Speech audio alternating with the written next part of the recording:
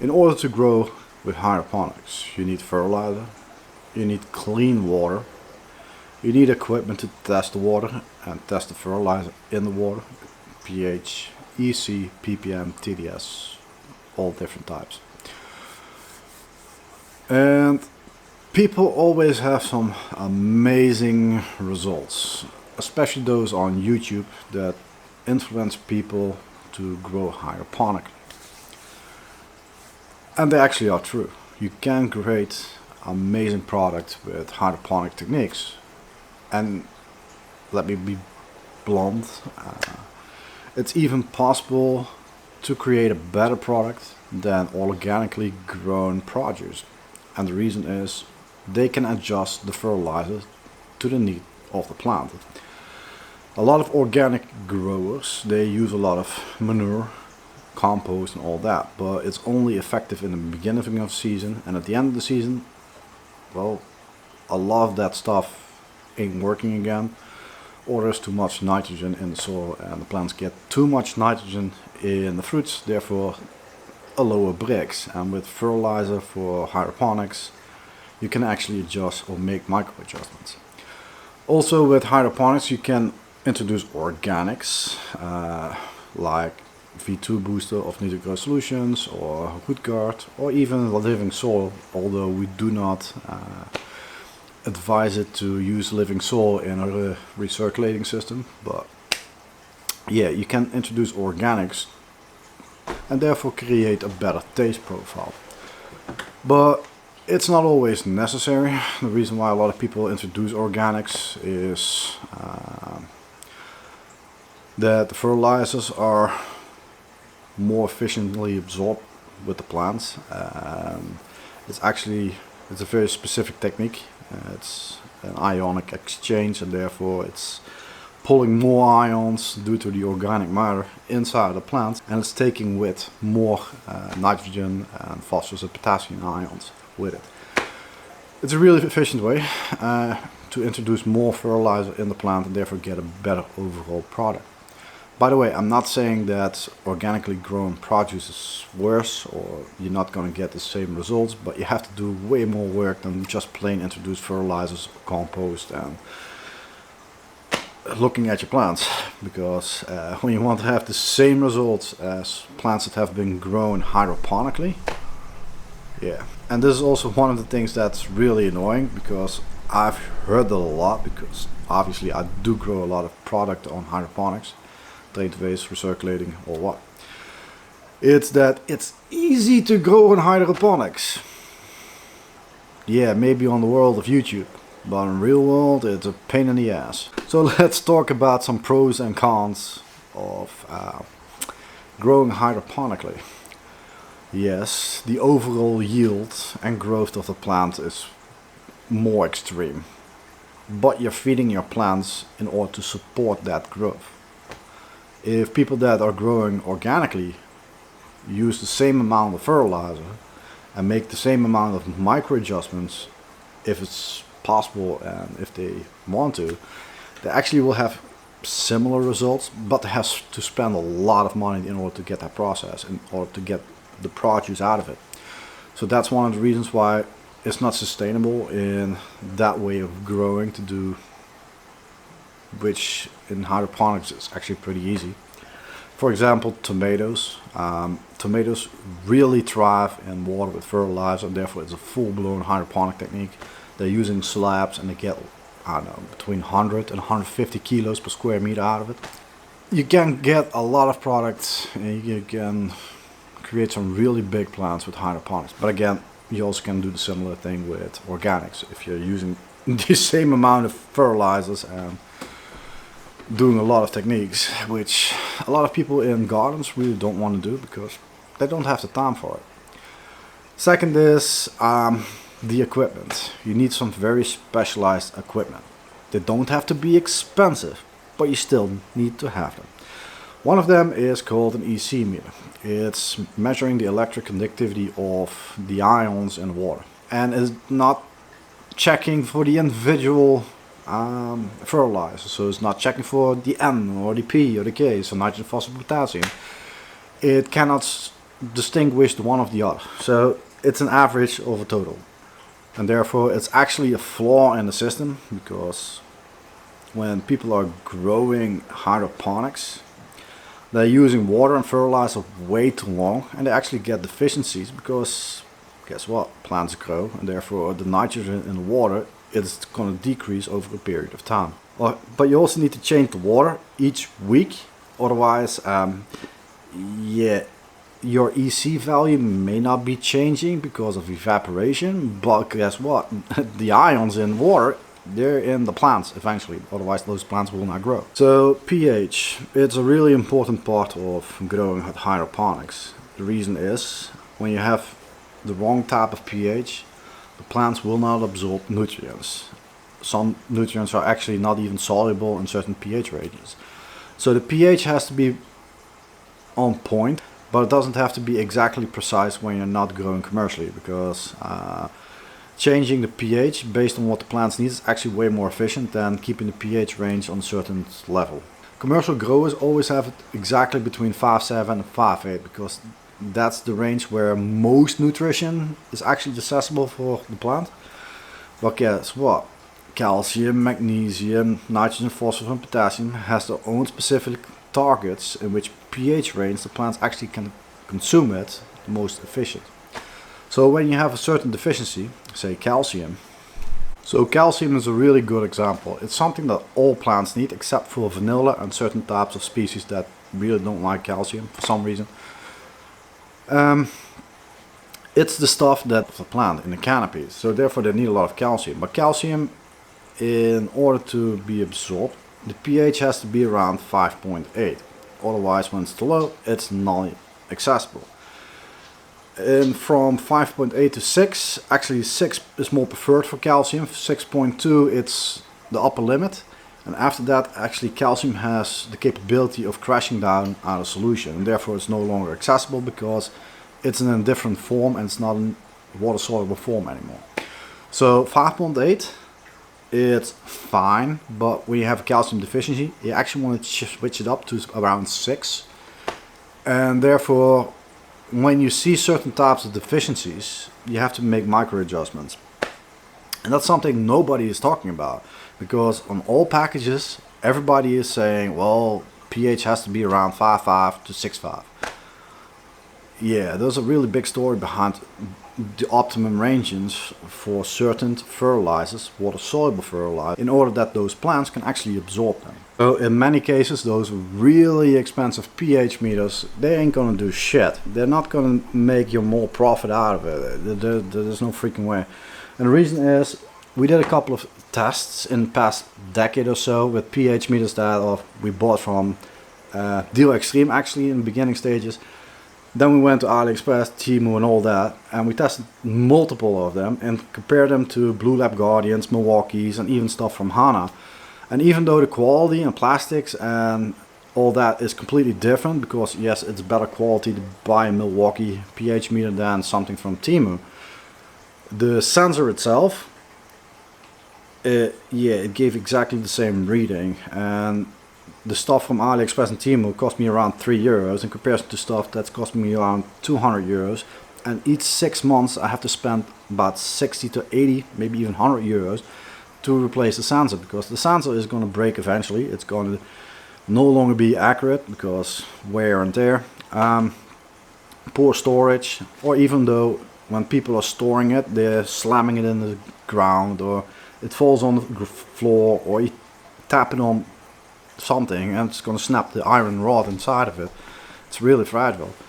So therefore you have to buy a new one. So when you're growing, say, between 8 to 12 weeks, and you're buying the cheap pH sensors, which cost around €3 to €5, and you throw them away each 12 weeks, you actually are cheaper than buying the really expensive ones. There is one exception: when you're growing really large scale on industrial level. Then you have a pH meter like Blue Lab Guardian that's going to measure the reservoir continuously. But I'm not talking about a reservoir that's 1,000 liters. I'm talking about a reservoir that's over 10,000, 100,000 liters. That's completely different. Also, in most cases, Blue Lab Guardians are often used with dosatrons, which mixes up the batch of fertilizer and injects it into hoses and pipelines throughout the system. In most cases, it's drained to waste. So in a recirculating system, pH and EC is really important. But there's something that a lot of influencers skip, and this is something that's I really don't see that often on YouTube. It's not even that I see it really on Facebook or on Instagram or whatever. It's the temperature of the freaking water. I've seen so many people grow in a recirculating system in a really hot and humid environment, especially when they grow cannabis and they grow about 200-300 plants. I know that's not a lot, but still, they have a really big reservoir of water there. So water is a really good absorbent for heat. It's actually a piss poor in dissipating it. So when you have a really big container in an environment that's around 30 to 35 degrees Celsius, that water is going to stay 30 to 35 Celsius even a week later. It's piss poor in dissipating of heat. It's one of the reasons why water has to need a radiator in order to dissipating that stuff. But in a container, it's not going anywhere, so it's a breeding ground for pathogens, funguses and bacteria. And guess what? In a recirculating system where plants can develop root rot, PTM, or different types of diseases, yeah, it's going to spread out over and over and it's going to recirculating. And when you have one or two plants that are having certain types of disease, eventually when you have a closed loop system and it's recirculating, all the plants have exactly the same problem. Also, that temperature of water, it's actually decreasing your profit. So water temperature is actually really important, not only because of diseases, funguses and bacteria, but also the amount of oxygen inside the water. So the colder the water is, the more oxygen there is. The warmer and even above 28 degrees, it's really piss poor. That's one of the reasons why a lot of fish in aquariums struggle above a certain temperature range. So we went to a farm, a grower in Germany that's growing indicas, and they have about, again, 200 to 300 plants. So we advised them to put the tank outside. They have about a 1,000-liter tank and they placed it outside. So first of all, the tank and water in there is cooling down. It's way colder. So the efficiency of the plants and the absorption rate of the fertilizer and water is way more efficient. And the second actually advice is that they place a chiller on top of it. It's chilling the water continuously. So the water is no longer 30 to 35 degrees. It's actually 20 degrees all the time. Even though it's recirculating throughout those plants and coming back, it's cooled down before it's going back in the main container. So it's kicking up the amount of fertilizer and water that plants can absorb. It's cooling down the roots significantly because, well, the colder the roots are, the more and fitter the roots are. They produce thicker roots and more healthier roots when they're a little bit colder. There's less evaporation because cold water doesn't really like to evaporate. Diseases, funguses, bacteria and pathogens, they do not thrive in colder environments. And guess what?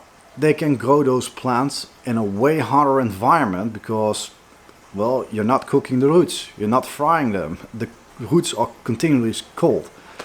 So we made some micro adjustments and we used our own fertilizer. So the Flora Pro Grow and Bloom, and they're in the blooming stage right now. So there's a really big difference in how plants are growing, how people are using hydroponics and making those micro adjustments in order to grow those plants. Because a lot of people that are growing in hydro farms and towers and all that, they're only showing you the good part, only showing the amazing, how the plants are developing, how beautiful they are and all that.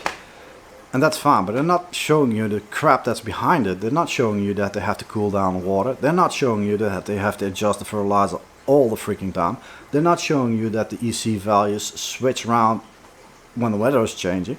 They're not showing you that evaporation happens, and if you're not really careful, when temperature is 35 degrees and the water is not cold, that the evaporation ratio is so high that the humidity in your grow room is skyrocketing to a point that actually you can have funguses in your leaves or even in your flower, and it's really damaging. So they're not showing you those things, they're only showing you the good parts. And that's one of the things why it's really annoying, for me at least, to see people growing plants in hydroponics and the most beautiful plants with, yeah, I don't know, millions of people watching the shit. But they're not telling that the biggest part of the problems are developed with water that's too hot. And they're frying the roots, they're recirculating diseases. And the next thing is, when you have cold water and a cold system, guess what? The fertilizer is stable. But when the water is hot and the system is cold, or the system is hot and the water is cold. So one of the problems is actually something that's also never been told, is that when you're using the wrong type of fertilizer, that even though it's designed for hydroponics, but it's not ever tested throughout the temperature changes, that you can build up plaque on the materials. So I'm growing basil right now in a hydro tower. Basil loves thriving and developing or sprouting in higher temperatures. So I'm letting the water to be around 27 degrees. I'm not going above the 28, otherwise I'm gonna do some real damage. But I do have a chiller. So eventually, when there's enough roots, I will activate the chiller and it will drop down this temperature to 20 degrees Celsius. But I'm using Flora Pro Grow. It's developed to work in a temperature range of about 15 degrees to 45 degrees Celsius. And it can fluctuate and do whatever, and it's sustainable and stable enough for at least a month in a system like a recirculating system of a hydrotower. In most cases I will throw away the fertilizer and water within a week, because obviously nitrogen is going to get depleted, or the phosphorus or potassium, and I really don't like deficiencies. But it will be stable for a month in a system like that. But when you buy fertilizers that's not designed for it, and they're using the wrong types of fertilizer or the wrong blend, you can actually build up skill in the micropores of plastic. And it's really annoying. It's the same as plaque in your veins. Eventually it will build up, and in a hydroponics tower you actually see down flakes of calcium and magnesium falling in the main tank. It gets sucked up with the pump, and eventually it will clog up the system and it will no longer run. In soil, when you don't give any water, there's always a little bit somewhere, so the plants will find something until it's bone dry.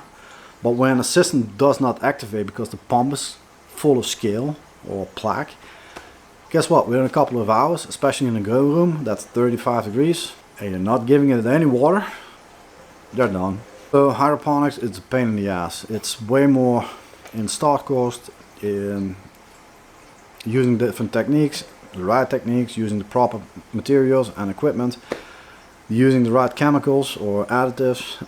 It's really important to choose the right stuff. And therefore a lot of people that grow in the gardens will say, well, it's a lot of work. But yeah, guess what? You're putting a lot of work in it, but you get also an astounding amount of product out of it. So chilling down water, yeah, you're using a chiller. And the chiller I'm using for around 20 liters, it's around 100 watts. But guess what? I'm using a solar panel, so the energy is free. The system I'm using, I bought on eBay for 20 euros. It works throughout a Peltier system, so there's a heat exchange. It's really easy to cool down because it actually has the capability of freezing the water if I'm not very careful. But yeah, I see my crop grow every day. I see healthy roots every day. We don't see a lot of problems because there aren't any pathogens or diseases spreading out throughout the system. But yeah, it's way more work. And that's something you never see on YouTube. You never hear people complain about hydroponics because it's always the good things that they're sharing. But yeah, it's not only checking EC or making micro adjustments in the pH, but checking that your fertilizer is actually going around or not clogging up your system, or choosing the right amount of plants or the right type of plant. The thing that a lot of people will just skip is the temperature of your water. So yeah.